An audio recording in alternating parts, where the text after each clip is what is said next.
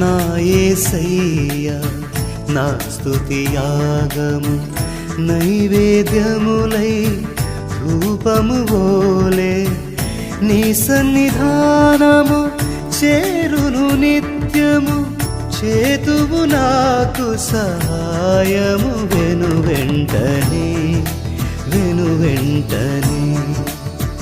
నీ సన్నిధానము చేరును నిత్యము చేతువు నాకు సహాయము వెను వెంటనే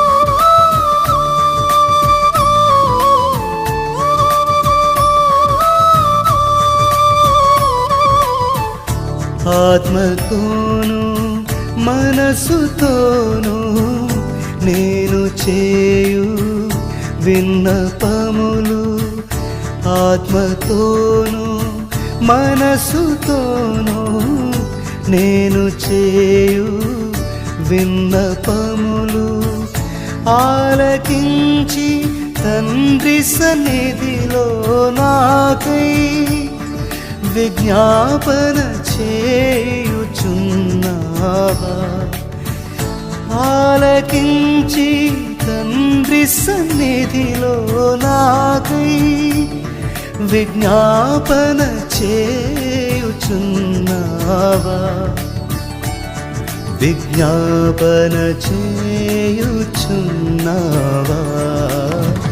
నా యేసయ్యా నా స్తుతి యాగము నైవేద్యములై ధూపము వోలే నీ సన్నిధానము చేరును నిత్యము చేతువు నాకు సహాయము వెను వెంటనే నీ సన్నిధానము చేరును నిత్యము చేతువు నాకు సహాయము వెను వెంటనే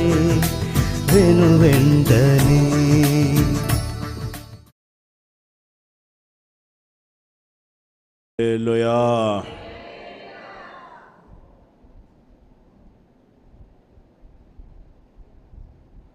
ప్రభువైన యేసుక్రీస్తు నామమును బట్టి ఈ ఆరాధనకి కూర్చున్న మీకు అందరికీ కూడా హృదయపూర్వకమైన వందనాలు తెలియజేస్తున్న అందరికీ వందనాలు.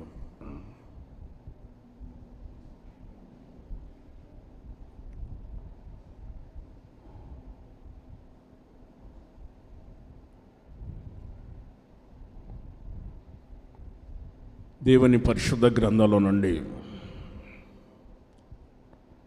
యెషయా గ్రంథం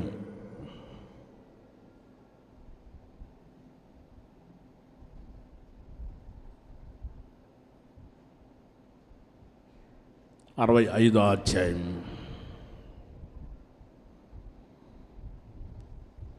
24వ వాక్యాన్ని చదువుకుందాం. వారుకు ఇలాగూ జరుగును, వారు వేడుకొనక మునుపు ఉత్తరమిచ్చేదను, వారికి ఉత్తరమిచ్చేదను. వారు మనవి చేయుచుండగా నేను ఆలకించెదను. దేవునికి స్తోత్రం. హల్లెలూయా. పరిశుద్ధ గ్రంథంలో మనం చదువుకున్న వాక్యాన్ని గమనించినప్పుడు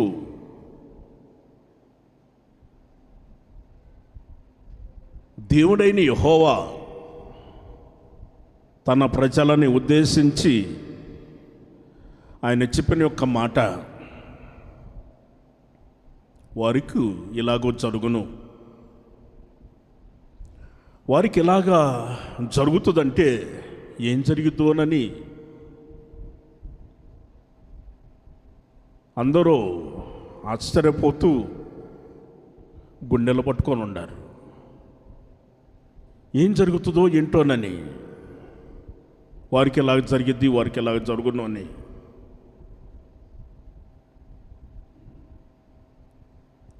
అయితే దేవుడైన యెహోవా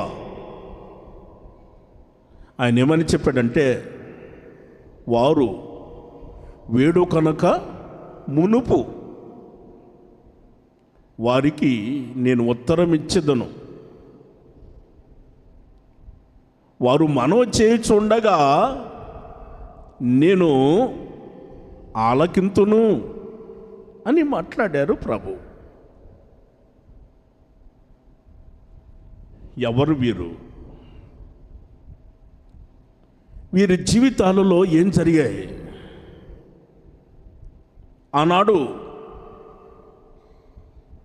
దేవుని ప్రజలైన ఇశ్రాయేలు జనాంగం వారి గురించి కొన్ని విషయాలు బైబిల్ గ్రంథంలో మనం చూడబోతున్నాం. ఆనాడు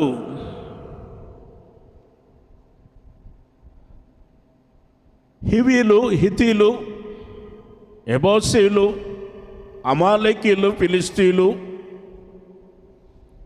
నానా జాతులు కలిగిన వారు, ఇంకా నానా జాతులు కలిగిన వారు జీవిస్తూ ఉండగా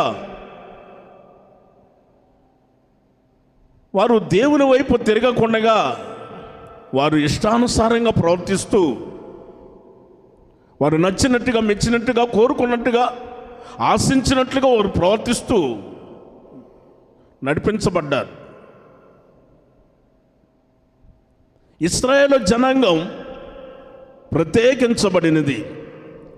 అందుకే దేవుడు అన్నాడు, యాకోబు యొక్క ఓట ప్రత్యేకించబడింది అని అన్నాడు. అంటే యాకోబులో నుండి వచ్చిన 12 మంది కుమారులు, 12 గోత్రాలు, ఈ 12 గోత్రాలను వారికి ఇశ్రాయేలు జనాంగము అని పేరు. ఎందుకంటే వారి నాన్నగారి పేరు యాకోబు. అయితే దేవుడు పెట్టిన పేరేమో ఇశ్రాయేలు. అందుకని దేవుడు ఏ పేరైతే పెట్టాడో ఆ యొక్క పేరు, తండ్రి యొక్క పేరునే ఆ 12 గోత్రాలు కలిగిన వారికి లక్షల మంది జనాంగం అయ్యారు. ఆ లక్షల మంది జనాలకి ఇశ్రాయేలీలు అని పేరు ఏర్పాటు చేయటం జరిగింది.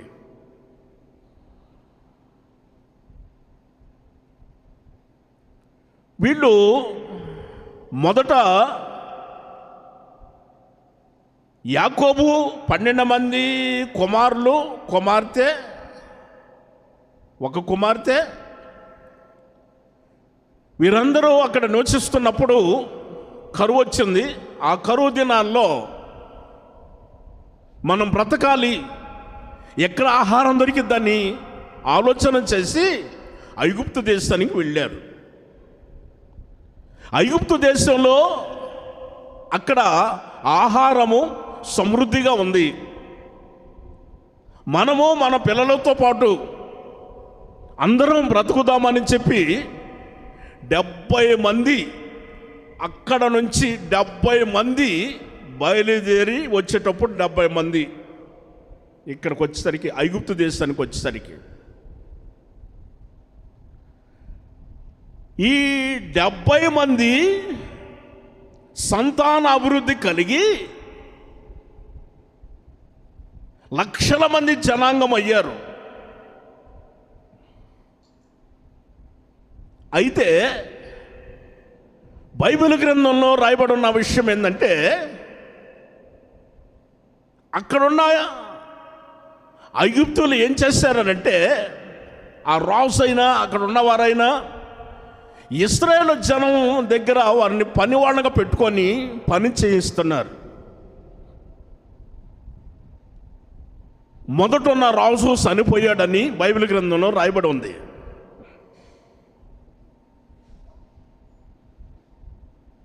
బైబిల్ గ్రంథంలో ప్రతిసారి కూడా అక్కడక్కడ ఫరో ఫరో అని మనకు ఆ మాట కనిపిస్తాయి. ఫరో అంటే అర్థం రాజు.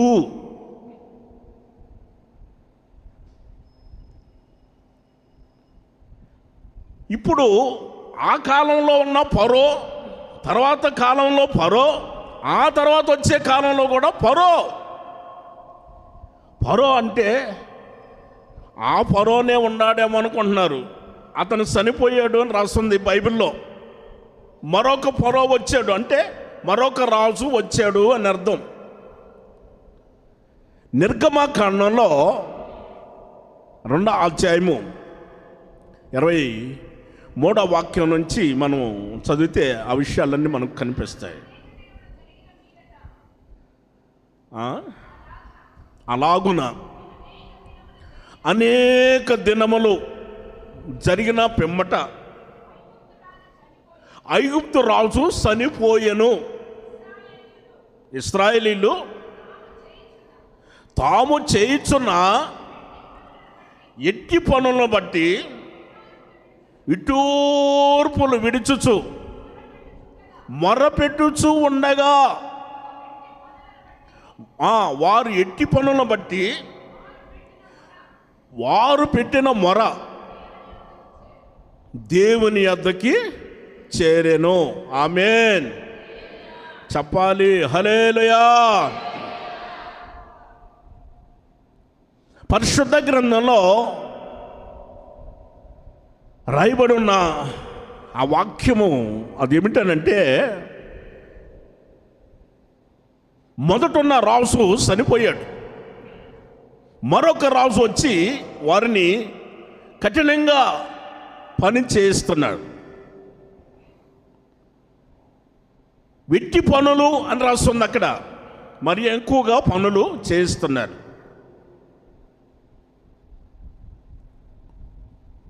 వారు దేవునికి మొరపెట్టుచున్నారు. ఇటూర్పులు ఇడుచుచు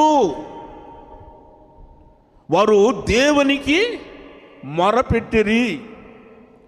దేవునికి మొరపెట్టినప్పుడు దేవుడు వారి మొర ఆలకించెను, దేవుని యొద్దకి చేరెను అని మనకు అక్కడ కనిపిస్తాయి. ఓకేనా? ఇప్పుడు వారు చేయగలిగింది ఏమిటి? మొరపెట్టటం, ప్రభువుని వేడుకొనటం, దేవునికి మొరపెట్టుకోవాలి. వారికి వచ్చిన శ్రమను బట్టి, వారికి వచ్చిన కష్టాన్ని బట్టి, వారికి వచ్చిన నిందను బట్టి, వారికి వచ్చిన అవమానాన్ని బట్టి, పరిస్థితులను బట్టి వారు దేవునికి మొరపెట్టారు. మొరపెట్టినప్పుడు ఆ మొర దేవుని యొద్దకి చేరెను. ఓకేనా? మనం మొరపెట్టినప్పుడు ఆ మొర దేవుని యొద్దకి చేరుతుంది. ఖచ్చితం. చేరిందో లేదో, దేవుడు వింటున్నాడో లేదో కొంతమంది సందేహంతో ఉంటారు. అమ్మా, ఆవగింజంత సందేహం కూడా ఉండకూడదని చెప్పాడు యేసు ప్రభు. ఆవగింజ ఎంత ఉంటుంది అమ్మా? మీకు తెలియదు ఏముంది చెప్పండి. ఆవాలు తెలియని వాళ్ళు ఎవరున్నారు? ఎవరైనా ఉన్నారా అమ్మ? ఆవాలు తెలియని వాళ్ళు ఉంటే చేయొచ్చు, చూపించండి అమ్మ. ఆవాలు తెలియని వాళ్ళు ఎవరైనా ఉన్నారా? ఆవగింజ ఎంత ఉంది? ఇంతే.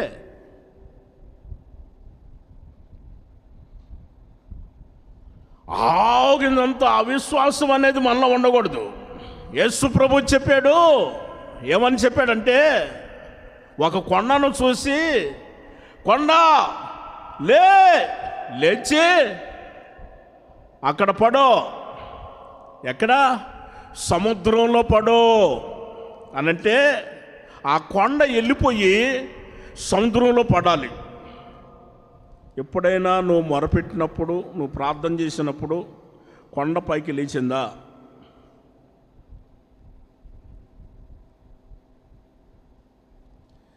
సరే, కొండ కాకపోయినా బండ, రాతి బండ, ఎంత బండ అయినా కదిలిందా, లేచిందా?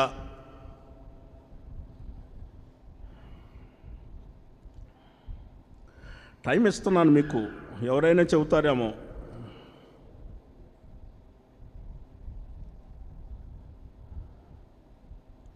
కొంచెం కూడా కదల్లా బండ, రాయి, ఇంత రాయి కూడా కదల్లా, అంతేనా? ఏంటి మీరు ఆ విచిత్రం చూస్తారు? మౌనమే చెప్పండి, మౌనమే అంగీకారం. అంటే మాకు బండ కదలలేదయ్యా, కొంచెం కూడా కదలలేదు బండ అని మౌనమే అంగీకారం. నేను అర్థం చెబుతాను వినండి, అవన్నీ చెబుతాను వినండి.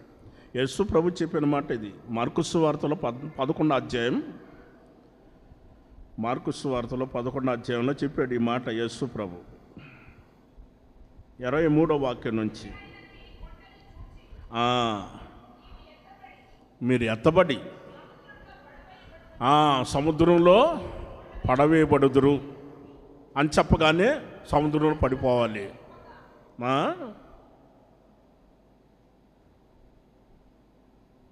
చదవమ్మా. మనస్సులో సందేహింపక తాము చెప్పినది చేయనని జరుగునని,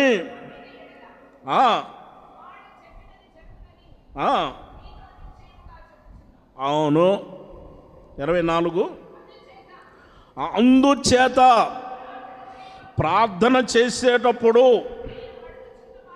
మీరు అడుగుచున్న వాటినల్లా పొంది ఉన్నామని నమ్ముడి, అప్పుడవి మీకు దొరుకును. దేవునికి స్తోత్రం. గట్టిగా చెప్పాలి హల్లెలూయా. పరిశుద్ధ గ్రంథంలో రాయబడి ఉన్న వాక్యాన్ని మనం గమనించినప్పుడు యేసు ప్రభు చెప్పాడు కదా, ప్రార్థన చేసినప్పుడు, ప్రభువుని వేడుకొని మొరపెట్టినప్పుడు, సముద్రమా లేచి వెళ్ళు, ఇదిగో కొండ సముద్రంలో పడాలి, కొండ సముద్రంలో పడాలి. కొండెళ్ళి సముద్రంలో పడాలి. కొండ అంటే కొండ కాదు, కొండ అంటే కొండ కాదు. ఏంటది? కొండ లాంటి సమస్యలమ్మా. కొండ అనుకుంటున్నారు, అందరూ ఆశ్చర్యపోయారు. మనం ప్రార్థన చేస్తే కొండ పైకి లేచిపోయే సముద్రంలో పడుతుందా? ఏంటి బండ కూడా లేచిపోవాలా? రాతి బండ ఎలా లేచిద్ది అని ఆశ్చర్యపోతున్నారు.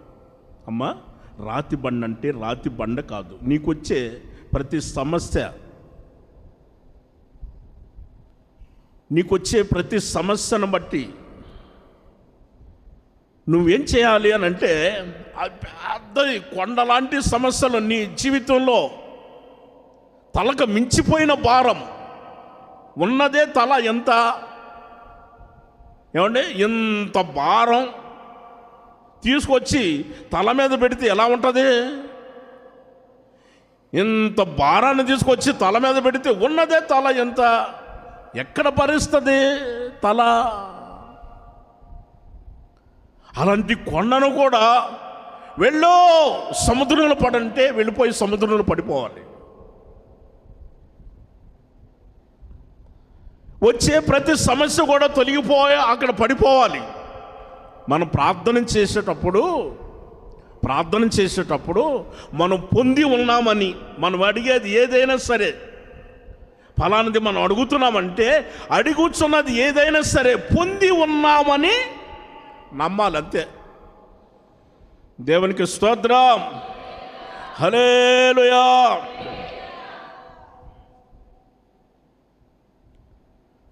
(1997) దైవజన్ అనే సన్నగారు నన్ను నిడుబ్రోలుకి పంపించారు. గుంటూరు దగ్గర పొన్నూరు నిడుబ్రోలు అని అక్కడ సేవకు పంపించారు. అక్కడ దేవుని సువార్త చేసేదానికి సైకిల్ కూడా లేదు. నడుచుకుంటా ఈ సౌండ్ సిస్టాన్ని కూడా తల మీద పెట్టుకొని ఆ వైర్లంతా ఒక బొట్టలో పెట్టుకొని సంచిలో పెట్టుకొని ఈ ప్రక్కన ఈ సౌండ్ సిస్టమ్ తీసుకొని వెళ్తున్నాను. ఇన్ని బాక్సులు కాదు,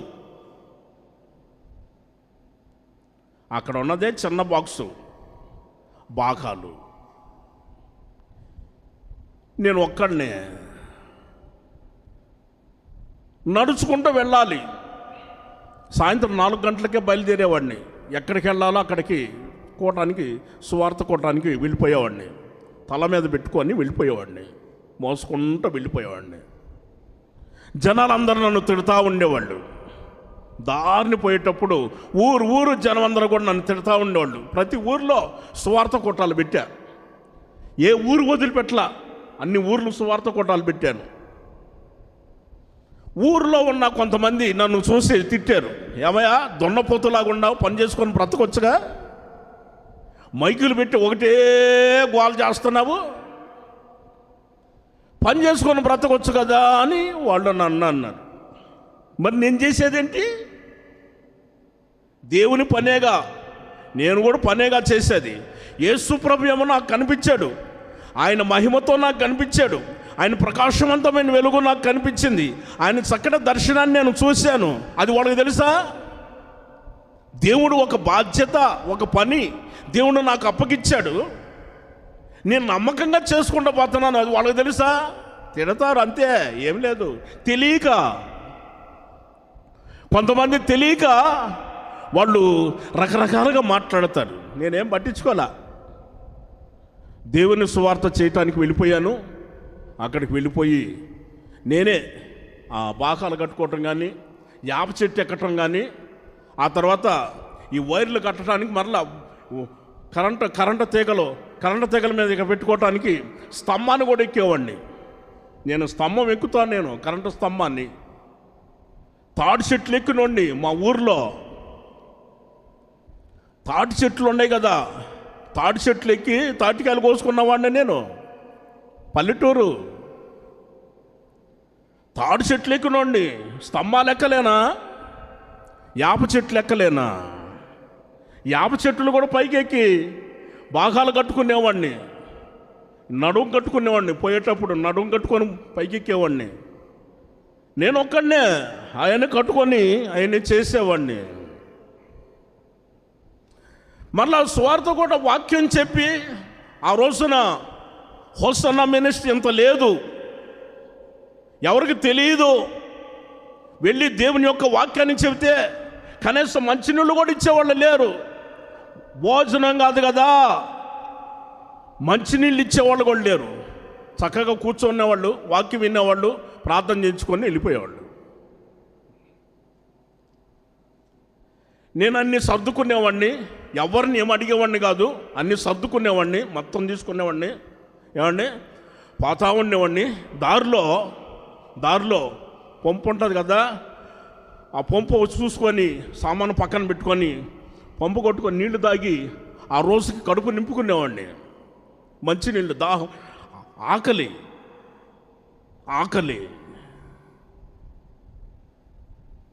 అక్కడ ఆదివారం రోజున నాకు మొత్తం కలిపితే ₹2 వచ్చేది ఆరాధనకి మొత్తం.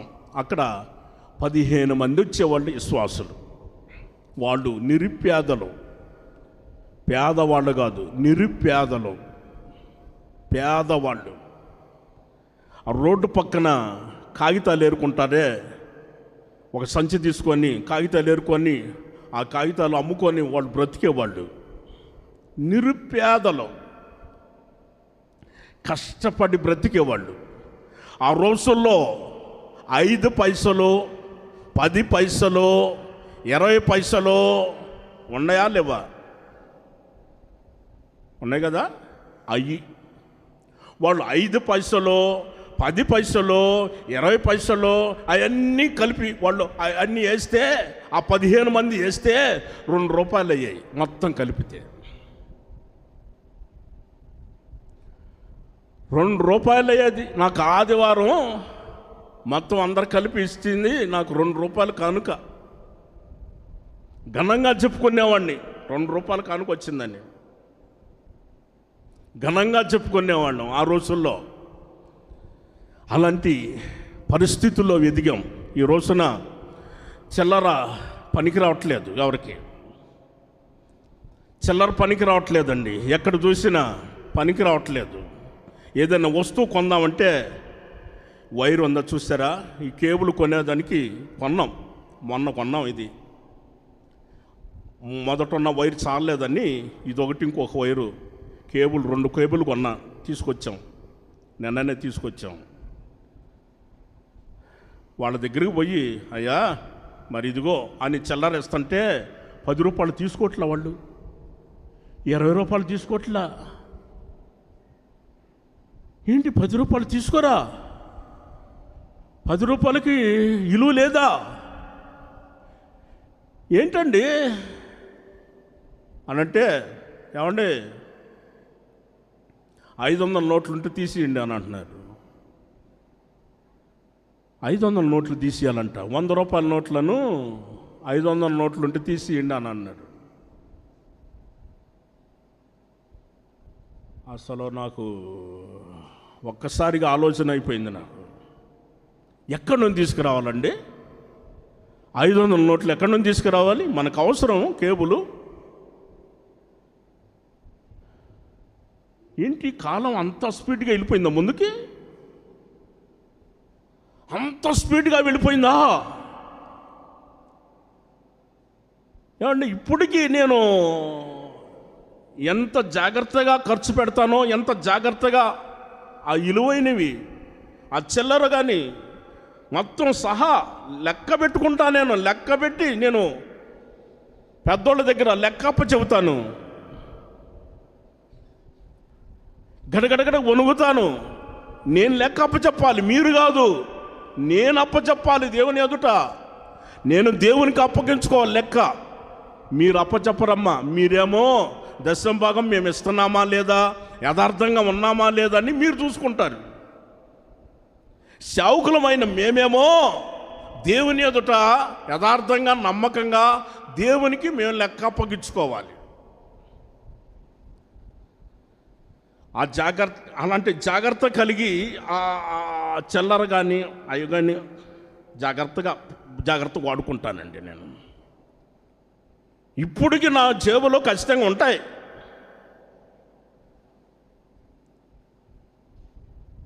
ఏమండి నేను అంత విలువ తెలిసిన వాడిని, రూపాయి విలువ తెలుసుకున్నవాడిని, పైసా విలువ తెలుసుకున్నవాడిని.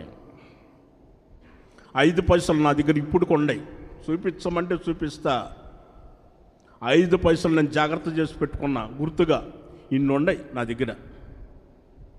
5 పైసలు కానీ 10 పైసలు కానీ 20 పైసలు కానీ నా దగ్గర ఇన్ని ఉన్నాయి. మీరు చూపిస్తాను కానీ ఎవరికి ఇవ్వను. ఇన్ని ఉన్నాయి. నేను ఇప్పటికీ మీరు ఇచ్చే ఆ చిల్లర కానీ అవి కానీ నేను ఎంతో జాగ్రత్తగా వాటిని జాగ్రత్త చేసుకొని జాగ్రత్తగా ఖర్చు పెడతాను.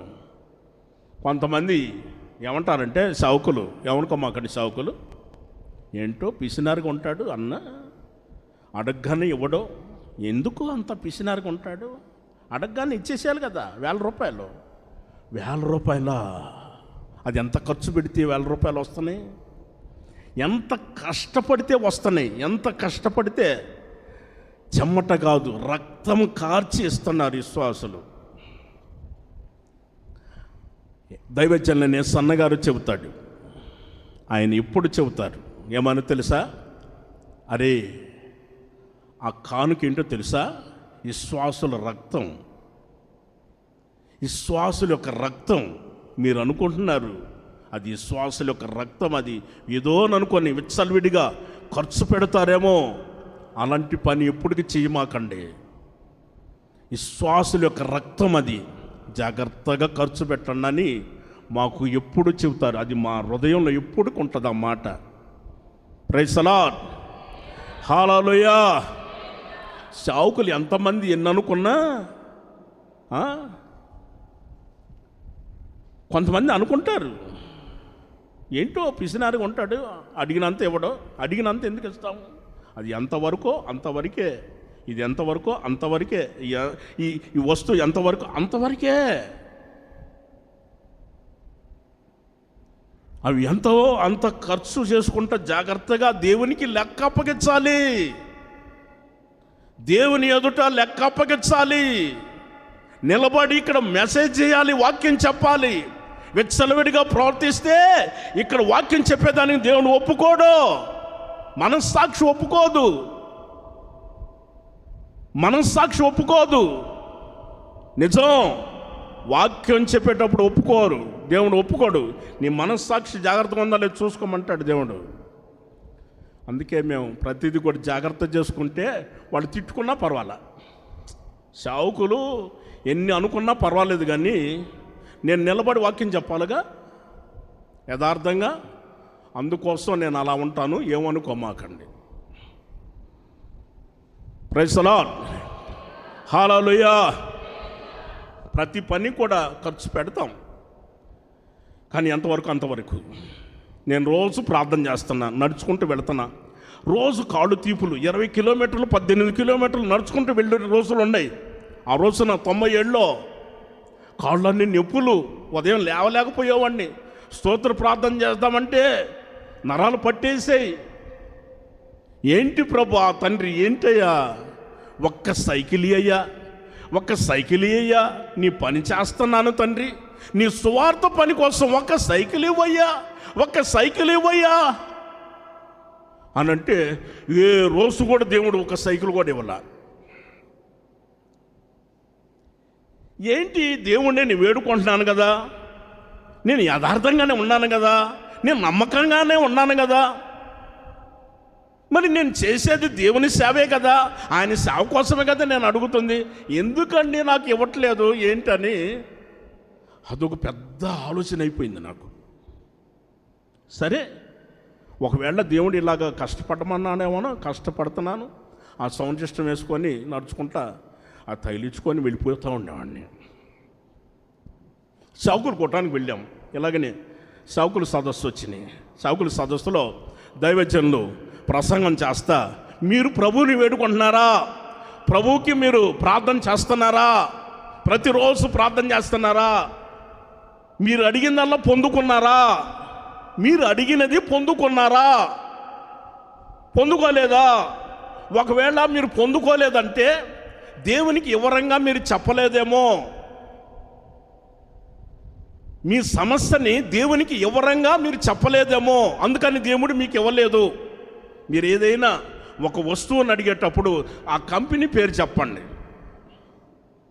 అని దైవజనులు ఆ మాట చెప్పారు.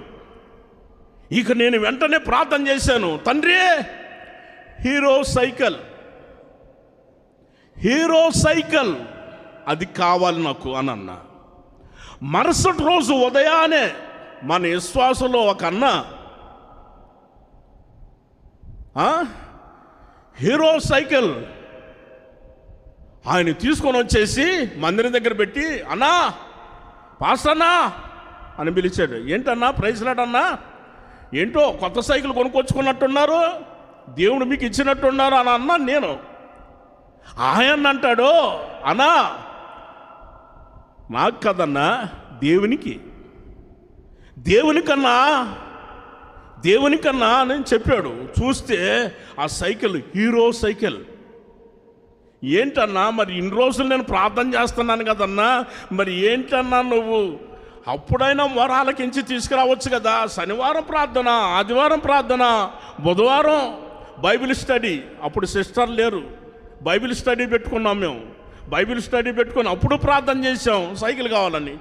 ఏమన్నా అన్నిసార్లు విన్నావు కదా, మరి విన్నప్పుడు అప్పుడే తీసుకురావచ్చు కదన్నా అని అన్నా నేను. ఆయన అంటాడు, నేను ఇద్దామని ప్రేరేపణ వచ్చింది కానీ ఏ సైకిల్ ఇవ్వాలా అని ఆలోచనలో ఉన్నాను అన్నాడు ఆయన. అంటే దేవుడు మన వేడుకొనకు మునుపు, అమ్మా అక్కడ చూడు, మనం వేడుకొనక మునుపు దేవుడు ఏం చేశాడు? మనకు ఉత్తరం ఇచ్చిన దేవుడు రెడీ చేశాడు, ఒక మనిషిని రెడీ చేశాడు. మనకి ఏది కావాలో, ఏ వస్తువు కావాలో, మనకి ఏది అవసరమో, మన సమస్య తీరటానికి దేవుడు ఒక వ్యక్తిని రెడీ చేసి పెట్టాడు. రెడీ చేసి పెట్టాడు. ఎప్పుడైతే నేను హీరో సైకిల్ అని చెప్పానో, దేవుడు ఆ రాత్రే పోయి అన్నకి చెప్పాడంట, హీరో సైకిల్ ఎల్లో ప్రేరేపించాడంట హీరో సైకిల్ అని. ఆయన ఉదయాన్నే వెళ్ళిపోయి హీరో సైకిల్ కొనుక్కొని వచ్చి నాకు ఇచ్చేశాడు. ప్రైజ్ ది లార్డ్, హల్లెలూయా.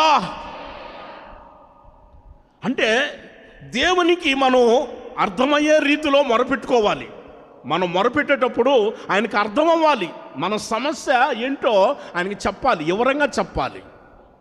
అంతేకాని ప్రభా తండ్రి నాయనా, ప్రభా అయ్యా మరి ప్రభా తండ్రి ఏంటో చెప్పమ్మా, అయ్యా మరి తండ్రి అయ్యా, అరే చెప్పమ్మా ఏంటి, కాదయ్యా ప్రభా తండ్రి ఏం వచ్చానయ్యా, వచ్చావు మంచిదేనమ్మా, కాదయ్యా మరి ప్రభా తండ్రి అది చెప్పు నాయనా ఏం కావాలో.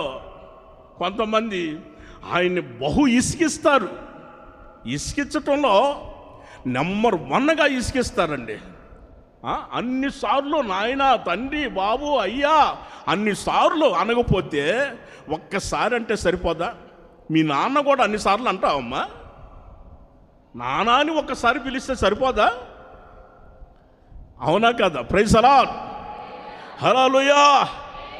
వాళ్ళు దేవునికి మొరపెట్టారు. ఇశ్రాయేలు జనాంగం దేవునికి మొరపెట్టారు. ఎవరికి? దేవునికి మొరపెట్టారండి. ఇశ్రాయేలు జనాంగం దేవునికి మొరపెట్టి ఆయన్ని వేడుకున్నప్పుడు ఆయన ఏం చేశాడో తెలుసా? ఆ మొర ఆయన ఎద్దకు చేరిన గనుక ఆయన ఏమన్నాడు? 24 నిర్గమాకాండం 2వ అధ్యాయము 23వ వాక్యం. చెప్పని అమ్మ, వాళ్ళు కూడా తెలియాలిగా అమ్మా. ఇప్పుడు కాగా 24 నుంచి చదువమ్మా. కాగా దేవుడు వారి యొక్క మూలుగులు విని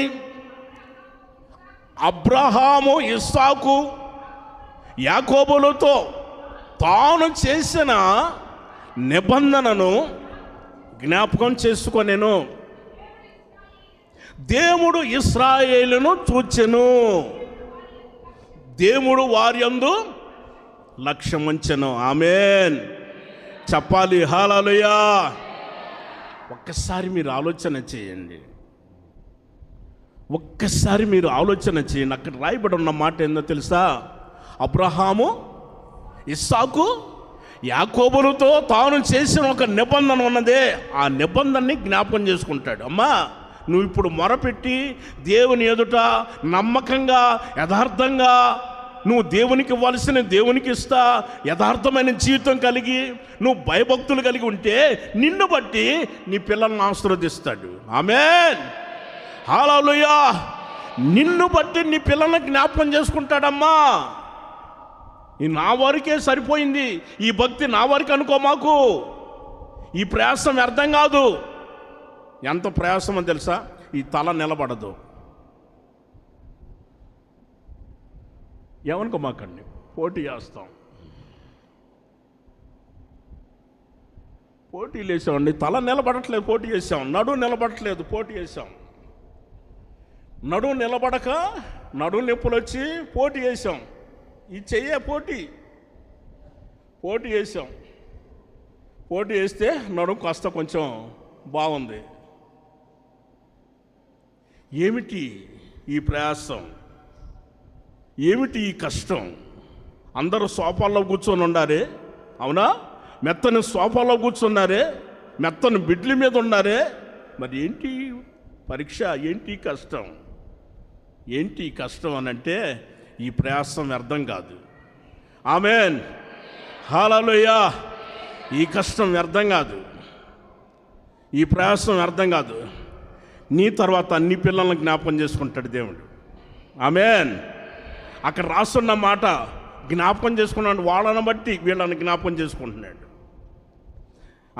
కదా. వాళ్ళతో చేసిన నిబంధన జ్ఞాపకం చేసుకొని దేవుడు ఇశ్రాయేలీలను చూచెను, వారి యందు లక్ష్యముంచెను. చూచిన దేవుడు, లక్ష్యముంచిన దేవుడు ఒక గొర్రెల కాపరిని ఎన్నుకొని ఏర్పాటు చేసుకొని ఒక విషయాన్ని చెబుతున్నాడు దేవుడు. 3వ అధ్యాయంలో, నిర్గమాకాండం 3వ అధ్యాయంలో 7వ వాక్యం.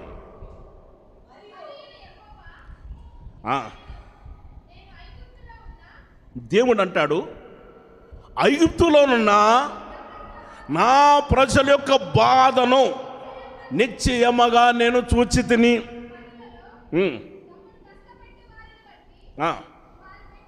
వారు పెట్టిన మొర నేను వింటిని, వారి దుఃఖము నాకు తెలిసే ఉన్నది. ఆమేన్. చెప్పాలి హల్లెలూయా. కొంతమంది అనుకుంటారు, నా దుఃఖం నా వరకే తెలుసు, పక్కనింటోళ్ళు కూడా తెలీదు, ఎదురింటోళ్ళు తెలీదు, మా వాళ్ళకి ఎవరికి తెలీదు, నా బాధ నాకే తెలుసు, నా కష్టం నాకే తెలుసు, నా బాధ నా దుఃఖం అని అంటాడు. అమ్మ గుర్తుపెట్టుకో అయ్యా, నువ్వు కూడా గుర్తుపెట్టుకో, నీ దుఃఖం నీ వరకే తెలుసు అనుకుంటున్నావు, ఆయనకు కూడా తెలుసు. నీ బాధ నీకే తెలుసు అనుకుంటున్నావు, నువ్వు బాధపడుతున్నావు. ఏ సమస్య కోసం నువ్వు బాధపడుతున్నావో ప్రక్కన వ్యక్తికి కూడా చెప్పుకోలేము. చెప్పుకుంటే ఏమో హేళన చేస్తారు, చిన్న చూపు చూస్తారు. మనుషులు అంతే, మనుషులు అంతేనండి. ఈ రోజున ఎవరికైనా అర్థం చేసుకుంటారేమోనని సమస్య చెబితే చిన్న చూపు చూసుకుంటారు. నేను ఒక ఇంటికి విజిటింగ్కి వెళ్ళానండి ఈ మధ్య, ఇక్కడ కాదు వేరే చోట విజిటింగ్కి వెళ్ళాను. వెళ్తూ ఉంటే సహోదరులు కొంతమంది నాకు ఎదురొచ్చారు. ప్రైజ్లాడన్నాను. నేను అన్నాను, ఫలానా వాళ్ళ ఇల్లు ఎక్కడా అని అడిగాను. అన్న కొంచెం ముందుకెళ్ళి ఇటు తిరగాలన్నా అటు తిరగాలన్నా అని చెప్పాడు. బాబు ఈ తిరిగేది ఏందో నాకు తెలియదు, కొంచెం వచ్చి చూపిస్తావా అని అన్నాను. సరేనన్నా వస్తామన్నా అన్నారు. వస్తానని చెప్పి వారు నాతో పాటు వచ్చారు, నాకు చూపించారు. లోపలికి వచ్చిన తర్వాత ఇంటోడు చూసి నాకు ప్రైజ్లాడు చెప్పి, వాడు కూడా ప్రైజ్లాడు చెప్పి, అన్న రండి అన్న, మీరు కూడా రండి అన్న అని వాళ్ళు కూడా పిలిచారు. మన విశ్వాసులు మంచి మనసు కలిగిన వాళ్ళు. నాతో పాటు వాళ్ళను కూడా పిలిచాడు. వాళ్ళను కూడా పిలిస్తే వాళ్ళు కూడా వచ్చారు. వాళ్ళ ఇంట్లో ఉన్న స్వీటు హాటు అన్నీ తీసుకొచ్చి ఇచ్చారు. అవి మాత్రమే కాక కూల్ డ్రింక్స్ కూడా తీసుకొచ్చి ఇచ్చారు. బాగానే తిన్నారు. ఆ తర్వాత ఆ ఇంట్లో వాళ్ళకు వచ్చిన కష్టాన్ని వాళ్ళు నాకు చెప్పుకుంటూ ఏడుస్తూ చెప్పుకుంటున్నారు నాకు. నేను వాళ్ళ బాధ వింటున్నాను, వారి బాధ నేను వింటున్నాను. ఏడుస్తూ చెబుతున్నారు, మీకోసం మేము ప్రార్థన చేస్తాం, ఒక్కసారి చెప్తే చాలు మైండ్లో ఉండిపోతుంది మాకు. వాళ్ళు నాకు చెబుతుంటే నేను ఆసక్తిగా వింటున్నాను. వింటూ ఉంటే వీళ్ళు వచ్చారే, నాతో పాటు వచ్చారే, వాళ్ళు నవ్వుకుంటున్నారు, ఏళన చేసుకుంటున్నారు. వేళం చేసుకున్న అలా వచ్చిందంట, వాళ్ళకి అలా జరిగిందంట అని నవ్వుతున్నారు వాళ్ళు. అలా జరిగిందని నవ్వుతున్నారు వాళ్ళు. వీళ్ళు ఏడుస్తున్నారు, ఇక్కడ వీళ్ళు ఏడుస్తున్నారు, విశ్వాసులు ఏడుస్తున్నారు. వాళ్ళ సమస్య, వాళ్ళ కష్టాన్ని, వాళ్ళ బాధని చెప్పుకొని వాళ్ళు ఏడుస్తున్నారు, వీళ్ళే నవ్వుతున్నారు. నేను వెంటనే ఇటు చూసి, బాబు మీరు ఇంటికి వెళ్ళిపోండి అని అన్నాను. మీరు లేచి ఇంటికి వెళ్ళిపోండి అని అన్నాను. ఇంటికి వెళ్ళిపోండి అని అన్నాను. పంపించేశాను వాళ్ళని. పంపించేసి, అమ్మ ఏమనుకోమ్మా, కానీ వాళ్ళని చూసి మీరు ఫీల్ అవుతున్నారేమో, బాధపడుతున్నారు, వాళ్ళని చూసి నవ్వుతున్నారని. వద్దులే, ఏదో అడ్రస్ కోసం అని తీసుకొచ్చాను వాళ్ళని, అడ్రస్ చూపించే దానికోసం తీసుకొచ్చాను. అంత హేళన చేస్తారు అనుకోలేదు. మీరేమనుకోమాకండమ్మా. ఇప్పుడు చెప్పండి మీ కష్టం ఏందో చెప్పన్నా. ఏంటో మీ కష్టం అని అంటే ఆయన్న ఆ యొక్క వారు ఉన్న కష్టం ఏంటో వాళ్ళ బాధ ఏందో చెప్పుకున్నారు. దైవ సేవకునికి ఆ బాధ, ఆ విశ్వాసులు పడే కష్టం, ఆ బాధ ఏంటో అదేంటో మాకు తెలుసు. ప్రైజ్ ది లార్డ్ చెప్పాలి. హల్లెలూయా. కన్న తండ్రి తమ పిల్లలో మరేంటో వారి బాధ ఏంటో అర్థం చేసుకుంటాడు తండ్రి. అంతకంటే ఎక్కువగా ఆత్మీయ తండ్రి ఎవరనంటే దైవ సేవకుడు. దైవ సేవకులు ఎవరో తెలుసా? ఆత్మీయ తల్లిదండ్రులు. ఆత్మీయ తల్లిదండ్రులు. మరొకరికి చెప్పకూడదు మేము. మీరు చెప్పిన మీ సమస్యని పక్కింటోళ్ళకి చెప్పం మేము. వాళ్ళు ఎలా ఉంటారన్నా, వాళ్ళు ఏందన్నా వాళ్ళ కష్టం ఏందనంటే నేను చెబుతానా? నేను చెప్పను. ఎందుకు చెప్పాలండి? ఎందుకు చెప్పాలి? చెప్పకూడదు. అది చెప్పకూడదు. ఎవరి సమస్యలు వాళ్ళకు ఉన్నాయి, ఎవరి కుటుంబంలో ఎవరి బాధలు వాళ్ళకు ఉన్నాయి. అవి మేము వింటాము, మేము దేవునికి చెబుతాం, ప్రభువుని వేడుకుంటాం, ఆయనకి చెబుతాం. మీ కష్టాలు ఏంటో మీ బాధలు ఏంటో ప్రభుకి చెబుతాం. మేము ఎవరు అని అంటే దేవునికి, ఇటు సంఘానికి, విశ్వాసులకి దేవునికి మధ్యలో ఉండే మధ్యవర్తులు, ఆత్మీయ తల్లిదండ్రులు. Praise the lord. హల్లెలూయా. ఆత్మీయ తండ్రికి ఆ విషయాన్ని కష్ట సుఖాలు చెప్పుకుంటారు. హేళన చేయకూడదు. వీళ్ళు దేవునికి మొరపెట్టారు. ఆ మొర దేవుని యొద్దకు చేరెను. దేవుని యొద్దకు చేరిన తర్వాత దేవుడు అబ్రహాము, ఇస్సాకు, యాకోబులతో తాను చేసిన నిబంధన జ్ఞాపకం చేసుకొని దేవుడు ఇశ్రాయేలును చూచెను, వారి యందు లక్ష్యముంచాడు. లక్ష్యముంచిన దేవుడు వారి యొక్క బాధను నిశ్చయముగా చూశాడు. మన అందాన్ని చూసే దేవుడు కాదు, మన సౌందర్యాన్ని చూసేవాడు కాదు, మన హోదాను చూసేవాడు కాదు, ఎంతవరకు ఉన్నారు వీళ్ళు ఎలా ఉన్నారని కాదు, మన బాధను చూసే దేవుడు ఆయన. ఆమేన్. హల్లెలూయా. మన మొర ఆలకించే దేవుడు, మన బాధ తెలిసిన దేవుడు, మనకు దుఃఖము తెలిసి ఉన్న దేవుడు ఆయన. ఆమేన్. హల్లెలూయా. ఓకేనండి. అయితే ఇశ్రాయేలు జనాన్ని గురించి రాయబడి ఉన్న మాట, ఒక్క మాట, నిర్గమకాండంలో 14వ అధ్యాయము 10వ వాక్యం.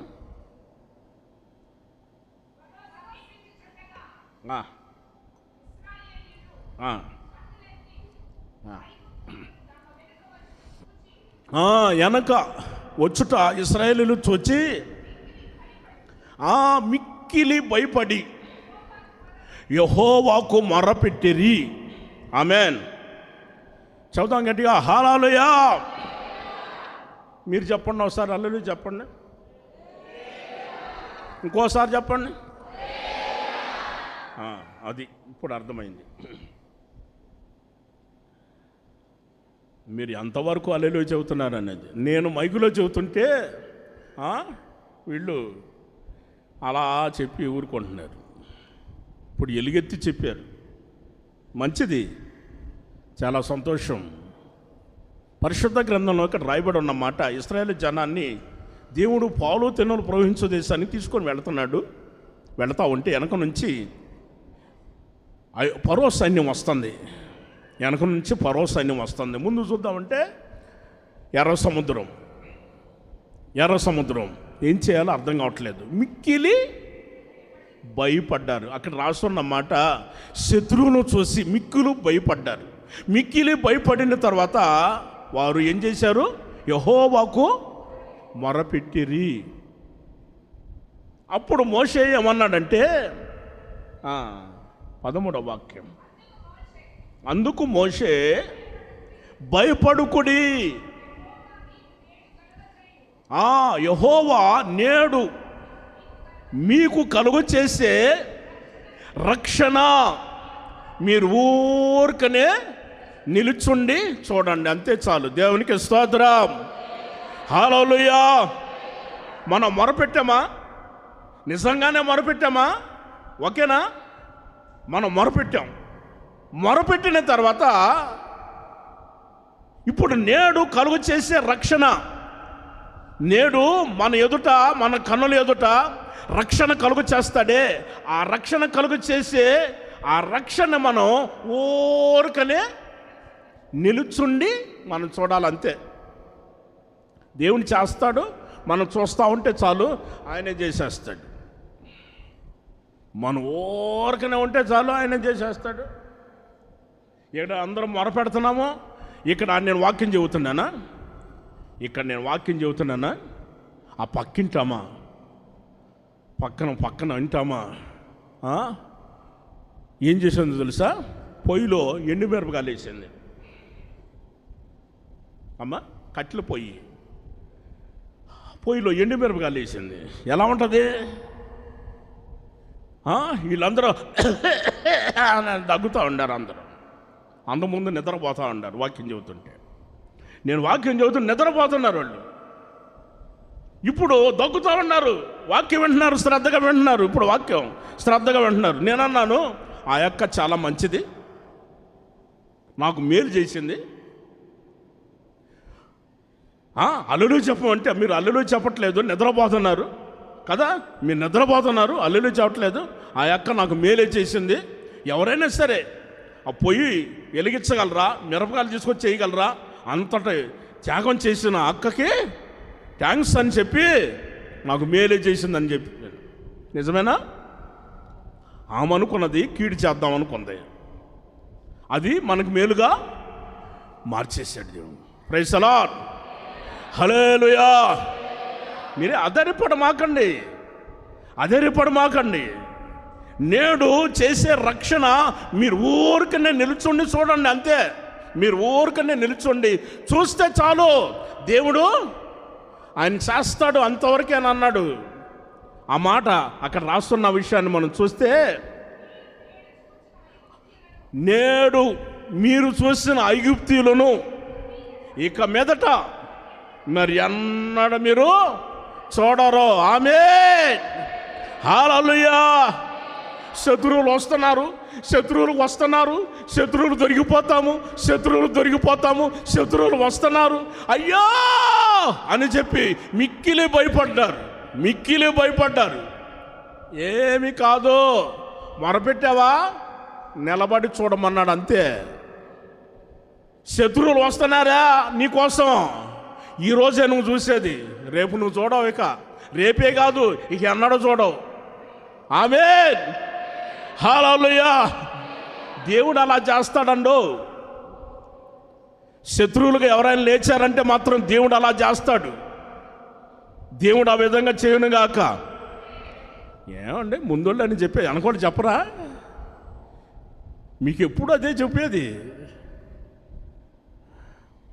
ఆమేన్, హల్లెలూయా. ఆధారపడిన అవసరం లేదు. రెండో విషయాన్ని మనం చూద్దాం. రెండో విషయాన్ని రాసులు 2వ గ్రంథం 20వ అధ్యాయము 3వ వాక్యం. యెహోవా యథార్థ హృదయుడునై సత్యముతో నీ సన్నిధిలో నేనెట్లు నడుచుకుంటునో, నీ దృష్టికి అనుకూలముగా సమస్తమును నేనెట్లు జరిగించుతునో కృపతో జ్ఞాపకం చేసుకున్నాడని హిజ్కియా కన్నీళ్లు విడిచుతూ యెహోవాకు ప్రార్థన చేశాను. దేవునికి స్తోత్రం, హల్లెలూయా. ఇక్కడ రాయబడి ఉన్నమాట, హిజ్కియా రాజు, ఆయన ఒక రాజు. ఆయనకి వెంటనే ఒక వర్తమానం దేవుడు పంపించాడు. ప్రవక్త వచ్చాడు, ఆయన వేలెత్తి చూపించి, రాజా నువ్వు మరణిస్తున్నావో నీళ్ళు చక్కపెట్టుకో అని అన్నాడు. అసలే ఆయన మరణకరమైన రోగం వచ్చి మంచం బట్టి నానా అవస్థలు పడి ఉన్నాడు. ఆ హిజ్కియా ఎలాంటి వాడంటే యథార్థవంతుడు, దేవుని సన్నిధిలో యథార్థమైన జీవితం కలిగిన వాడు. యెహోవా నా దేవా అని కన్నీళ్లు విడుస్తూ గోడ తోట తిరిగి కన్నీళ్లు విడిచి దేవునికి మొరపెట్టుకుంటున్నాడు. తండ్రి, నీ సన్నిధిలో యథార్థంగా ఎంత యథార్థంగా ఉన్నానో, ఎంత నమ్మకంగా ఉన్నానో, నీ దృష్టికి నేను ఎలా నడుచుకున్నానో, నేను ఎలా జరిగించానో నీకు సమస్తం తెలుసుగా తండ్రి. కృపతో నన్ను జ్ఞాపకం చేసుకోవా అని కన్నీళ్లు విడిచి ప్రార్థన చేశాడు. కన్నీటిని చూసిన దేవుడు, మన బాధను చూసిన దేవుడు వెంటనే ఆయన కార్యం చేస్తాడండి. ఆనాడు వెంటనే ప్రవక్త చెప్పాడు, వెళ్ళిపోతున్నాడు. మరలా అదే ప్రవక్తని దేవుడు పంపిస్తున్నాడు. మరలా వెళ్ళు, చెప్పు, ఆ రాజుకు చెప్పు, 15 సంవత్సరాలు ఆయుష్ను పొడిగిస్తున్నానని చెప్పు.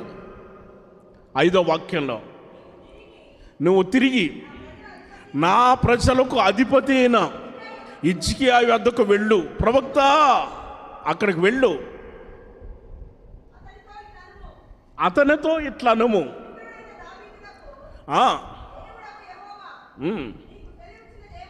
ఏమనగా, నీవు కన్నీళ్లు విడుచుట నేను చూశాను, నీ ప్రార్థన నేను అంగీకరించాను, నేను నిన్ను బాగు చేస్తున్నాను, 3వ దినమున నువ్వు యెహోవా మందిరానికి వెళ్ళిపోతావు.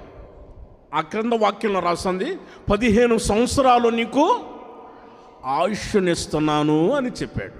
ఆమేన్ చెప్పాలి, హల్లెలూయా. కన్నీటితో ప్రార్థన చేస్తున్నావు అమ్మా? కాదయ్యా, కన్నీటితో ప్రార్థన చేస్తున్నావా? ప్రభువుని వేడుకుంటున్నావా? కన్నీటి ప్రార్థన మనకు చాలా ప్రాముఖ్యం కదా. కన్నీటి ప్రార్థన, కన్నీటి ప్రార్థన మనకి చాలా అవసరమై ఉంది. ఆయన కన్నీళ్ళని ప్రభు చూశాడు, ఆయన ప్రార్థన ప్రభు అంగీకరించాడు, ఆయన బాగు చేశాడు, ఆయుష్ను కూడా పొడిగించాడు. 15 సంవత్సరాల ఆయుష్ను పొడిగించాడు. మరి అంతటా దేవుడు, మొరనాలకించే దేవుడు ఆయన ఎక్కడున్నాడు? ఏంటమ్మా, కొండలు దాటి ఉన్నాడా? పర్వతాలు దాటి ఉన్నాడా? ఆయన ఎక్కడున్నాడు? సరే, కీర్తనల గ్రంథంలో చూద్దాం. కీర్తనల గ్రంథం 145వ కీర్తన 18వ వాక్యం.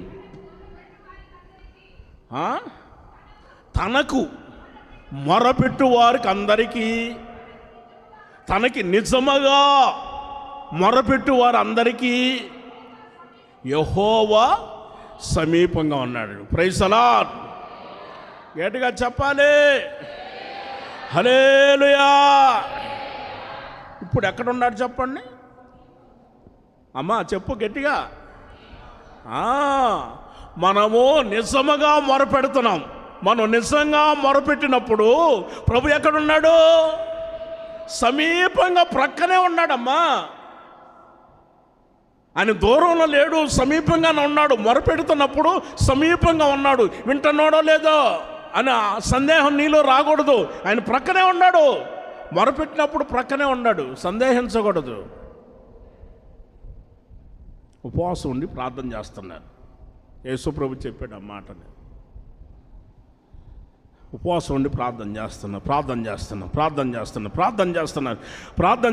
ప్రభు తండ్రి, నాయన తండ్రి అయ్యా అని ప్రార్థన చేస్తున్నారు. ఆయన ప్రక్కనే ఉన్నాడు. ఆయన అన్నాడు, అమ్మ మొహం కడుక్కమ్మా, నీకు దండం పెడతాను తల్లి, మొహం కడుక్కమ్మా అన్నాడు. అయ్యా నీకేనయ్యా చెప్పేది, నీకు దండం పెడతాను, కొంచెం మొహం కడుక్కాను అన్నాడు. ఎందుకని? మొరపెట్టినప్పుడు ఎక్కడున్నాడు? కరెక్ట్గా చెప్పండి, ఎక్కడున్నాడు? ప్రక్కనే ఉన్నాడు. కొంతమంది ఏకూచావుని లేస్తున్నారా? ప్రార్థన చేస్తున్నారా? ఏంటి విచిత్రంగా చూస్తారు నన్ను? మీరు లేస్తున్నారా లేదు చెబితే నాకు కూడా కొంచెం ఆలోచన వస్తుంది. ఏకూచావును ఖచ్చితంగా లేస్తాను నేను, నాకు అలవాటు. నాకు అలవాటు. ఆ రోజు నేను లేచి ప్రార్థన చేయకపోతే నేను తినను, అన్నం కూడా తినను, టిఫిన్ చేయను. నేను ఉదయాన్నే ప్రార్థన చేయటం కానీ, ఎక్కువచామున స్తోత్ర ప్రార్థన చేయటం కానీ ఈ చేయకపోతే నేను టిఫిన్ చేయను, అన్నం తిన్నాను. నేను తినబుద్ధి కాదు నాకు అసలు. మీ గురించి మొరపెట్టకపోతే, మీ గురించి ప్రార్థన చేయకపోతే నాకు అన్నం తినబుద్ధి కాదు. మీకు సరైన వాక్యం చెప్పకపోతే నేను అన్నం తినను. అక్కడ ఇంత అన్నం తిని నాకు అవసరం లేదంటాను. సరిగ్గా వాక్యం చెప్పకపోతే, వాక్యం కూడా మీకు సరిగ్గా నేను అందించకపోతే, ఇంత పుష్టికరమైన ఆహారం ఒక్కొక్కరికి ఇంత ఆహారంగా నేను పెట్టకపోతే నేను ఎంతే అన్నం తింటాను. ఒకవేళ ఇంత ఆహారం పెడితే నేను కూడా అంతే తింటా. మీకు ఆత్మ సంబంధమైన ఆహారం ఎంత పెడతానో నేను శరీర సంబంధమైన ఆహారం అంతే తింటా. అది నా అలవాటు, నాకు అలవాటు. అది మొదటి నుంచి కూడా నాకు అలవాటు. అది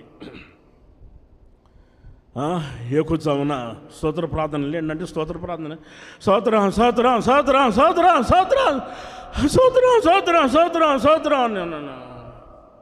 పాసి కంపు, భయంకరమైన కంపు. పక్కన ఉన్న యేసు ప్రభు అంటాడు, ప్రక్కనే ఉన్నాడు కదా, ప్రక్కనే ఉన్నాడు. నిజంగా మొరపెట్టే వరకు పక్కనే ఉన్నాడు కదా.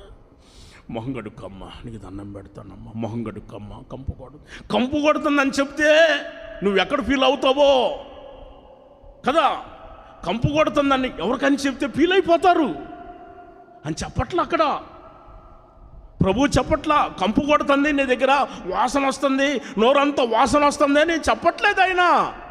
మొహంగడుక్కమ్మ, అయ్యా మొహంగడుకు, అయ్యా నీకు దండం పెడతాను, మొహంగడుకు అని అన్నాడు. మొహం అయి కడగరు, మొహం గడగరు కొంతమంది. ఏమండి మొహం గడగరు, ఆ పాసి ముఖంతోనే లేచి అని ఒకసారిగా ఆవిలిచ్చి ప్రభు తండ్రి నాయన అని ఇడ్లీలు తినేదానికి, దోశలు తినేదానికి మాత్రం బ్రష్ చేసుకుని, దోశలు తినేదానికి, ఇడ్లీలు తినేదానికి మాత్రం పళ్ళు గంటల తరబడి రుద్ది పాసి మొఖం ఉండకుండా రుద్ది కడిగి ఇడ్లీలు తినేదానికి మాత్రం కడుగుతారు. కానీ దేవునికి ప్రార్థన చేసేదానికి మొహం గడగరా, పళ్ళు తోమరా? ఆయన చెప్పలేక నన్ను చెప్పమంటాడు. అర్థమైందా ఇప్పుడు? ఆయన చెప్పలేక, పరమ తండ్రి ఆయన చెప్పలేక సేవకుని పెట్టుకున్నది అందుకోసమే. మీకు చెప్పటానికి, ఎవరించి చెప్పటానికి సేవకుని ఏర్పాటు చేసుకున్నది. నన్ను చెప్పమన్నాడు, అందుకు చెబుతున్నాను. మొరపెట్టేటప్పుడమ్మా, ప్రార్థన చేసేటప్పుడు, దేవునికి స్తోత్రాలు చెప్పేటప్పుడు, దేవుని స్తుతించి పాట పాడేటప్పుడు మొహం కడుక్కోండి, శుభ్రంగా ఫ్రెష్గా ఉండి ప్రభుకి మనం ప్రార్థన చేద్దాం, పాట పాడదాం, ఆయనకి మొరపెట్టుకుందాం. ప్రైజ్ ది లార్డ్, హల్లెలూయా. నిజముగా మొరపెట్టువానికి సమీపంగా ఉన్నాడు. ఇప్పుడు వరకు తెలియక నువ్వు ఒకవేళ చేసుంటే దేవుడు క్షమిస్తాడు. తెలియక చేసిన వారిని దేవుడు క్షమిస్తాడు. తెలిసిన తర్వాత కూడా నువ్వు అలా చేసావంటే మీరు పూర్తి చేసుకోండి. ఇక రాకెట్ ఇచ్చాను అమ్మ, అండర్లైన్ చేసుకోండి. ఎప్పటికైనా సరే ఆ మాటను అండర్లైన్ చేసుకొని, నేను బ్రాకెట్ ఇచ్చేసాను, మీరు దాన్ని పూర్తి చేసుకోండి. ఇక మీరు ఏం పూర్తి చేసుకుంటారు, పూర్తి చేసుకోండి. ఇక అంటే మనం ఆ విధంగా ప్రభువుకి మొరపెట్టేవారిగా ఉండాలి. మరొక విషయం ఏంటంటే, మూడవ వ్యక్తిని మనం చూద్దాం. ఇస్సాకు. ఆదికాండం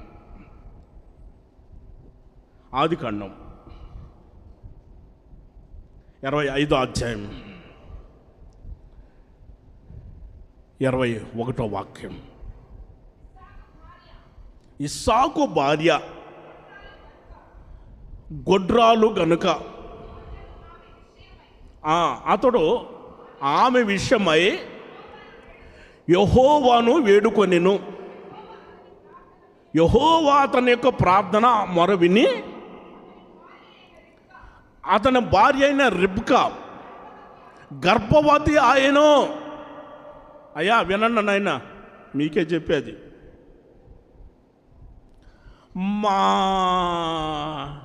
మా ఆవిడ చేస్తుంది ప్రార్థన, మా ఇంటి ఆమె చేస్తుంది. కొన్ని చోట్ల చెప్తారు, ఏందయ్యా ప్రార్థన చేస్తానంటే మా ఇంటి ఆమె చేస్తుందిగా ప్రార్థన, నాకు అవసరం లేదు అంటాడు ఆయన. మా ఆవిడ చేస్తుంది ప్రార్థన, మా ఆవిడ భక్తి చేస్తుంది, మా ఆవిడ మందిరానికి వెళుతుంది, మా ఆవిడ ప్రార్థన చేస్తుంది, ఆమె చేస్తే చాలే అని అంటున్నాడు. ఇప్పుడు హన్నా ప్రార్థన చేసింది, పిల్లలు లేరు, గొడ్రాలు. ఆమె ప్రార్థన చేసింది, ఒక్కడే కుమారుడు ఒక్కడే పుట్టింది, ఒక్కడే. అదే ఇస్సాకు దేవునికి మొరపెట్టగా దేవుడు ఏం చేశాడు? 2 పిల్లల్ని ఇచ్చాడు. ప్రైజ్ ది లార్డ్, హల్లెలూయా. పురుషులు దేవునికి మొరపెట్టటము, ప్రార్థన చేయటం అరుదు. ఏమనుకోమాకండి, మీరు రహస్యం చెబుతున్నానని ఏమనుకోమాకండి. పురుషులు దేవునికి మొరపెట్టడం కానీ ప్రార్థన చేయటం కానీ అరుదు. స్త్రీలు ఎక్కువగా ప్రార్థన చేయటం కానీ భక్తి చేయటం కానీ ఎక్కువ, అన్నిట్లో ఎక్కువే. అమ్మా అర్థం చేసుకో, అన్నిట్లో ఎక్కువే. వీళ్ళు కాస్త అన్నిట్లో తక్కువే. ఏమనుకోమాకన్నా, కొంచెం తగ్గించుకుంటారు. ఎన్ని వచ్చినా ఎన్ని సమస్యలు వచ్చినా తగ్గించుకుంటారు. వాళ్ళు మాత్రం తగ్గించుకోరు, స్త్రీలు మాత్రం తగ్గించుకోరు. తగ్గించుకోవటం అసలు కుదరదు. నువ్వు 100 చెప్పు, 199 చెప్పు, పొర్రపాటును కూడా తగ్గించుకోవటం అనేది కుదరదు. స్త్రీలలో తగ్గించుకోవటం కుదరదు. పురుషుల్లో మాత్రం ఎంత తగ్గించుకోవాలంటే అంత తగ్గించుకుంటారు. తగ్గు అని అంటే పర్వాలేదు, నువ్వు ఎంత తగ్గమంటే అంత తగ్గుతానంటారు. వాళ్ళు తగ్గించుకుంటారు. పురుషులు వాళ్ళు ప్రార్థన చేయటం కూడా అరుదు. ఎప్పుడైనా ఒకసారి ప్రార్థన మాత్రం చేస్తారు, స్తోత్రాలు చెబుతారు. ప్రార్థన చేసేవాళ్ళు తక్కువ, పాటలు పాడేవాళ్ళు తక్కువ. అనా నిజమే కదన్నా, ప్రార్థన చేసేవాళ్ళు తక్కువ, వాక్యం వినేవాళ్ళు తక్కువ, సెల్ ఫోన్లో మాట్లాడేవాళ్ళు ఎక్కువ. ఇవన్నీ కాస్త ఇవన్నీ ఉంటాయి. ఇప్పుడు ఇస్సాకు మొరపెట్టగా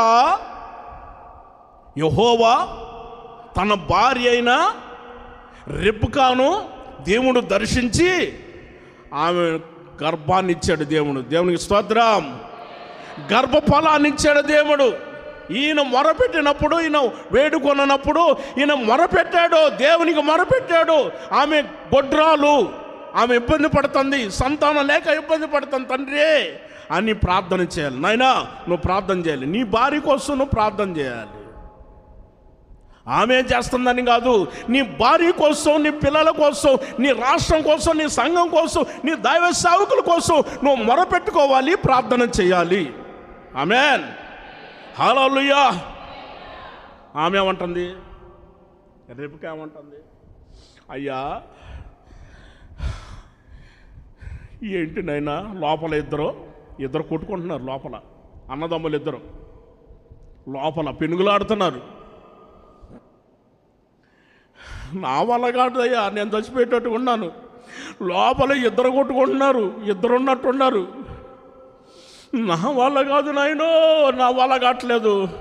నేను ఇప్పుడే దేవుని దగ్గరికి వెళ్తా, నేను దేవుని దగ్గరికి వెళ్ళాలి, నేను దేవుని చెప్పుకోవాలి. ఏంటి దేవుడు యోమనగా నువ్వు ప్రార్థన చేయమనగా నువ్వు మొరపెట్టగానే ఏంటయ్యా నా పరిస్థితి ఎట్లా అయిపోయింది? భర్తగా చెప్పుకుంటుంది, ఏంటి నా పరిస్థితి ఎట్లా అయిపోయింది? ఏంటయ్యా లోపలంతా మామూలుగా లేదు నా పరిస్థితి. పెనుగులాడుతున్నాడు. చిన్నోడు అంటాడు నేను పుట్టాలి అని అంటాడు. పెద్దోడు అంటాడు ఒరే నేను పెద్దోడిరా, మొదట నేను పుట్టాల్సిందని అంటాడు. లేదో నేను పుట్టాలి మొదట, జ్యేష్ఠత్వం పక్కు నాది, నేను మొదట పుట్టాలంటాడు చిన్నోడు. లోపల పెనుగులాడుతున్నారు. లోపల నా వల్ల కాదు నాయన, నా వల్ల కాదు అయ్యో తండ్రి, నేను ప్రభు దగ్గరికి వెళ్తాను. ప్రభు దగ్గరికి వెళ్ళింది రెబ్కమ్మ. ప్రభు దగ్గరికి వెళ్ళి తండ్రి నాయన ఏంటయ్యా పరిస్థితి, ఇంతకాలం కొట్టురాలు ఏదో జరిగిపోయింది, పిల్లలు లేరు అనుకుంటే పర్వాలేదు. ఈ బాధ ఏంటి నాయనా, ఈ కష్టం ఏందయ్యా, ఈ బాధ ఏంటయ్యా, నా పరిస్థితి ఏందయ్యా, నాకు అర్థం కావట్లేదు, ఏంటయ్యా ఈ పరిస్థితి. బ్రతకను అయిపోయింది, నా పరిస్థితి అయిపోయింది, నేను బ్రతకనేకా అనంటే దేవుడు అంటాడు, అమ్మా ఇద్దరమ్మా వస్తుంది, ఒకరు కాదమ్మా ఇద్దరు ప్రత్యేకంగా వస్తున్నారు. రాసింది అక్కడ. వాళ్ళు ఎలా వస్తున్నారంట, ప్రత్యేకంగా. ఏమండి, పుట్టేది కూడా ప్రత్యేకంగానే పుట్టాడమ్మా యాకోబు. పుట్టేటప్పుడు కూడా ప్రత్యేకంగానే పుట్టాలి. అందరు ఎలా పుట్టారు అలా పుట్టవచ్చు కదా, అందరూ ఎలా పుట్టారు అలా పుట్టవచ్చు కదా. ప్రత్యేకంగా పుట్టాడని రాస్తుంది. పుట్టేటప్పుడు కూడా ప్రత్యేకంగా పుట్టాడు. ఇద్దరు పుట్టారండి. దేవునికి స్తోత్రం, గట్టిగా చెప్పాలి హల్లెలూయా. అట్టి కృపా ధన్యత ప్రభు ఎవరికైతే సంతానం లేదో వారికి ప్రభు వారికి అనుగ్రహించునుగాక. హల్లెలూయా, ఆమేన్, హల్లెలూయా. నువ్వు మొరపెట్టు నాయనా, నువ్వు మొరపెట్టు. దేవుడు ఇవ్వకపోతే అప్పుడు అడుగు. ఒకేసారి ఇద్దరిని ఇస్తాడు. నువ్వు ఒకరు అనుకో, మాకు ఇద్దరిని ఇస్తాడు. నువ్వు మొరపెట్టు. ఒకేసారి ఇద్దరు వచ్చేస్తారు. దేవుడు అట్టి కృపా ధన్యత మరి ప్రతి వారి యొక్క జీవితాల్లో, కుటుంబాల్లో ప్రభు జరిగించునుగాక. ఆమేన్. ప్రభు వారి యొక్క మొరను ఆలకించిన దేవుడు, పితరుల పక్షాన చేసిన దేవుడు ప్రతి వారి పక్షాన కూడా ప్రభు జరిగించునుగాక. ప్రతి కుటుంబాన్ని ప్రభు దీవించునుగాక. ప్రతి వారి యొక్క మొరను ఆలకించునుగాక. ప్రభుయే వారి జీవితాలలో అద్భుతాలు, ఆశ్చర్య కార్యాలు ప్రభు జరిగించునుగాక. స్వస్థత, విడుదల ప్రభు అనుగ్రహించునుగాక. రక్షణ ప్రభు అనుగ్రహించునుగాక. దేవుడు ఆయన మనయందు లక్ష్యం ఉంచునుగాక. పాలోతినలో ప్రవహించు దేశానికి ప్రభు నడిపించునుగాక. ఆమేన్. ఈ వాక్యం దేవుడు అందరి హృదయాలలో ఫలింపచేయునుగాక. ఆమేన్. తల వంచండి, ప్రార్థన చేసుకుందాం. ఈరోజు ఒక ప్రత్యేకమైన విషయాలు పరమ తండ్రి పరిశుద్ధ గ్రంథ లేఖనాల నుండి ఆయన మనతో మాట్లాడాడు. పరిశుద్ధ గ్రంథ లేఖనాల నుంచి ప్రభు మనతో మాట్లాడిన ప్రతి మాట మన జీవితానికి చాలా ప్రాముఖ్యమైన మాటలు. ఎందుకంటే వారికి ఎలాగూ జరుగును అని దేవుడు ముందే మాట్లాడాడు. ఏం జరుగుతుంది వారికి ఏం జరుగుతుంది అని అంటే అక్కడ రాయబడి ఉన్న విషయాన్ని మనం గమనించి చూస్తే, దేవుడు వారు వేడుకొనక మునిపే వారికి ఉత్తరం ఇచ్చాడు. దేవుడు వారి యొక్క మొరను ఆలకించి వారి జీవితాలలో అద్భుతాలు చేశాడు. ఈనాడు మన జీవితాలలో కూడా అద్భుతాలు చేసే దేవుడు, ఆశ్చర్యమైన కార్యాలు చేసే దేవుడు ఆయన మన పక్షాన ఉన్నాడు. నిజముగా మొరపెట్టు వారికి ఆయన సమీపంగా ఉన్నాడు. నువ్వు నిజంగానే మొరపెడుతున్నావా? అయితే దేవుడు నీ ప్రక్కనే నిలిచి ఉన్నాడు. నువ్వు మొరపెట్టినప్పుడు నీ మొరను ఆలకించిన దేవుడు, నీ కష్టాన్ని ఎరిగిన దేవుడు, నీ బాధను చూసిన దేవుడు, నీ కన్నీటిని చూసిన దేవుడు, నీ రోగ వ్యాధులను చూసిన దేవుడు, నీ మొరను ఆలకించి నీ పక్షాన కార్యాలు చేయుటకు సమర్థుడైన దేవుడు ఆయన నీతోనే ఉన్నాడు. ఆనాడు ఇశ్రాయేలు జనాన్ని జ్ఞాపకం చేసుకున్న దేవుడు ఈనాడు నిన్ను కూడా జ్ఞాపకం చేసుకుంటున్నాడు. ఆనాడు హిజ్కియా రాజుని జ్ఞాపకం చేసుకొని స్వస్థతను విడుదల ఇచ్చిన దేవుడు, ఆయన ప్రార్థన ఆలకించిన దేవుడు, ఆయన కన్నీటిని చూసిన దేవుడు, ఆయన బాగు చేసిన దేవుడు ఈనాడు నిన్ను కూడా ఆయన నిన్ను గమనించిన వాడు. ప్రియ సహోదరి సహోదరుడా, దేవుడు నిన్ను గమనించాడు. నీ ప్రార్థన ఆలకించే దేవుడు, నీ కన్నీటిని చూసిన దేవుడు, నిన్ను బాగు చేయటానికి నీ ప్రక్కనే నిలిచాడు. ఆయన ప్రక్కనే ఉన్నాడు, నీ మొరను ఆలకిస్తున్నాడు. మొరపెట్టు, దేవునికి మొరపెట్టు. పరిశుద్ధుడా మీకు స్తోత్రాలు. నిజముగా మొరపెట్టు వారికి ఆయన సమీపంగా ఉన్నాడు. అక్కడ ఇస్సాకు దేవునికి మొరపెట్టుకున్నాడు. ఇస్సాకు దేవునికి మొరపెట్టుకున్నాడు. ఇస్సాకు దేవునికి మొరపెట్టి ఉన్నాడు. ఈరోజు నీ మొరను ఆలకించిన దేవుడు, నీ కష్టాన్ని చూసిన దేవుడు, పరిశుద్ధుడైన దేవుడు, పరమాత్ముడైన దేవుడు, నీ పక్షాన కార్యాలు చేయుటకు సమర్థుడు. ఆయన ఆ రోజున ఆ మొరను ఆలకించి 2 పిల్లల్ని ఇచ్చాడు వేడుకున్నప్పుడు. నీ పక్షాన కూడా దేవుడు నీ మొరను ఆలకించే ఆయన ఖచ్చితంగా నీకు సంతానాన్ని కలుగ చేయుటకు సమర్థుడైన దేవుడు. నీ ప్రక్కనే నిలిచి ఉన్నాడు ఆయన.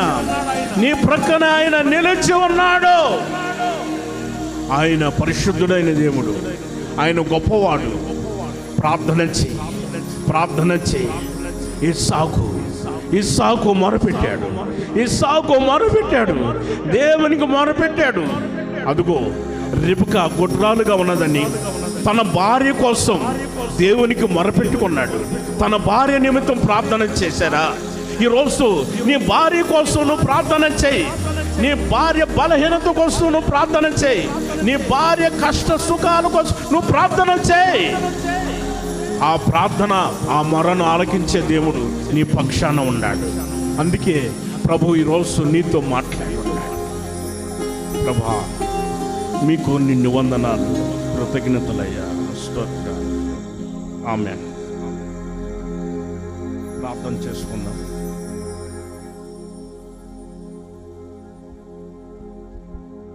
పరిశుద్ధుడైన తండ్రి, ప్రేమాస్వరూపి, మీ పరిశుద్ధమైన ఘనమైన నామాన్ని స్తుతించుచున్నామయ్యా.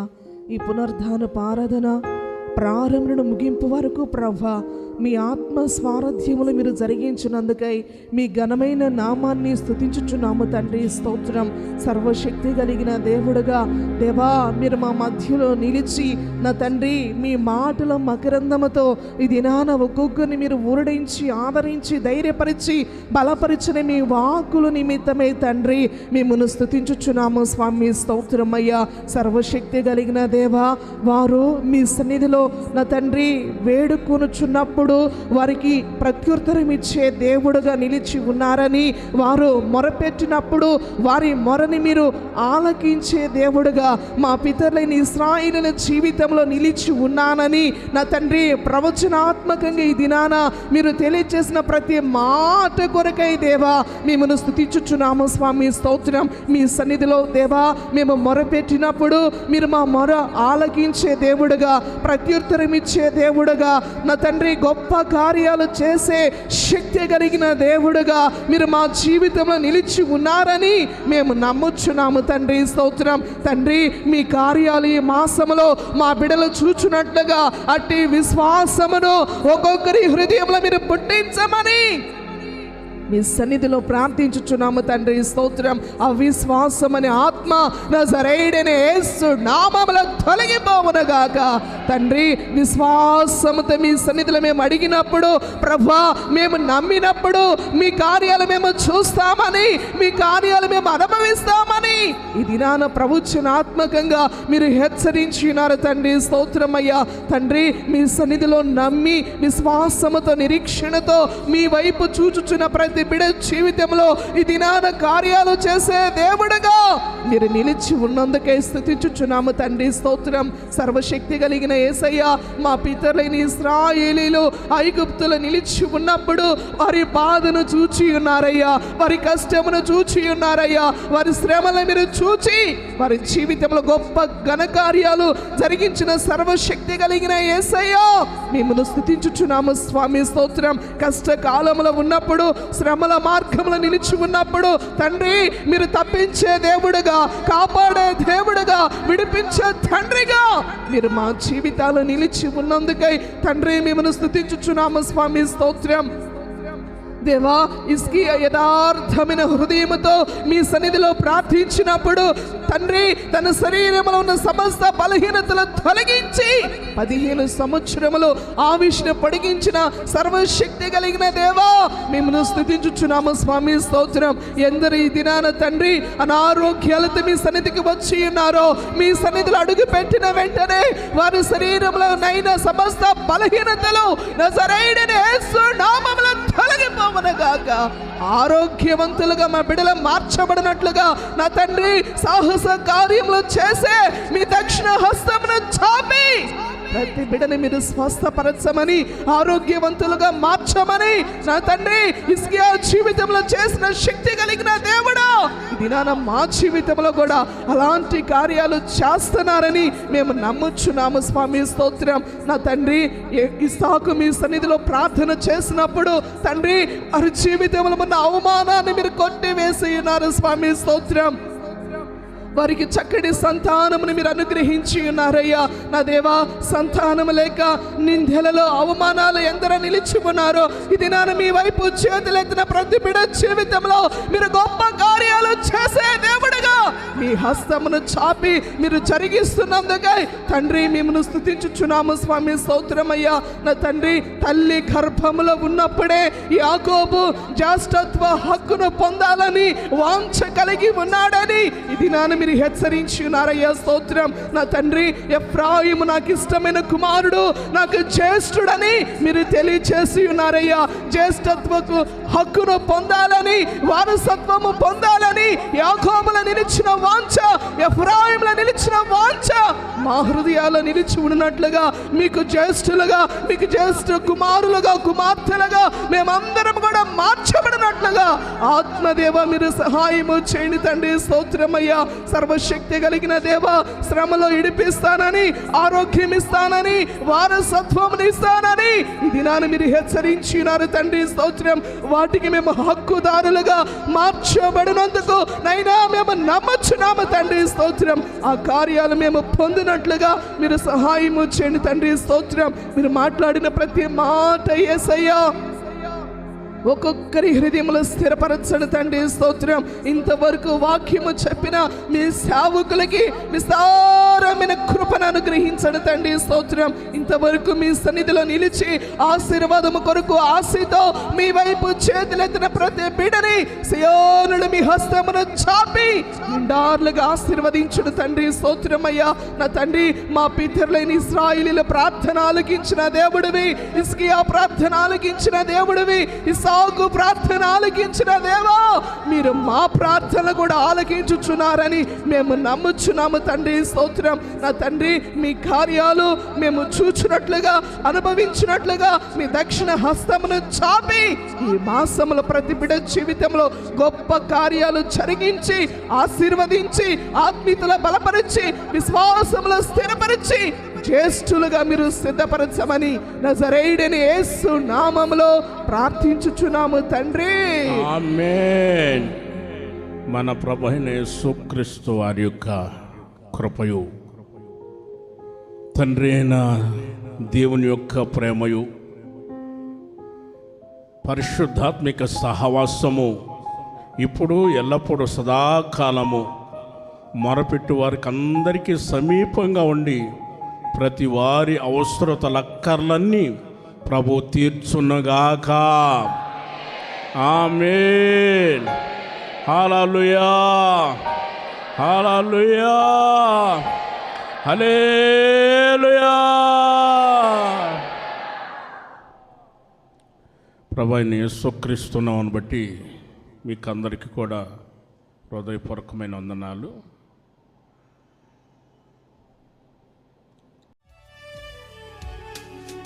మెలకువ కలిగి ప్రార్థన చేసిన శోధనలన్నీయు తప్పించెదవు. మెలకువ కలిగి ప్రార్థన చేసిన శోధనలన్నీయు తప్పించెదవు. నీ ప్రత్యక్షతనే చూచుటకే నాకై రారాజుగా దిగి వచ్చెదవు. నీ ప్రత్యక్షతనే చూచుటకే నాకై రారాజుగా దిగి వచ్చెదవు, రారాజుగా దిగి వచ్చెదవు. నా యేసయ్యా నా స్తుతియాగము నైవేద్యములై ధూపము వోలే నీ సన్నిధానములో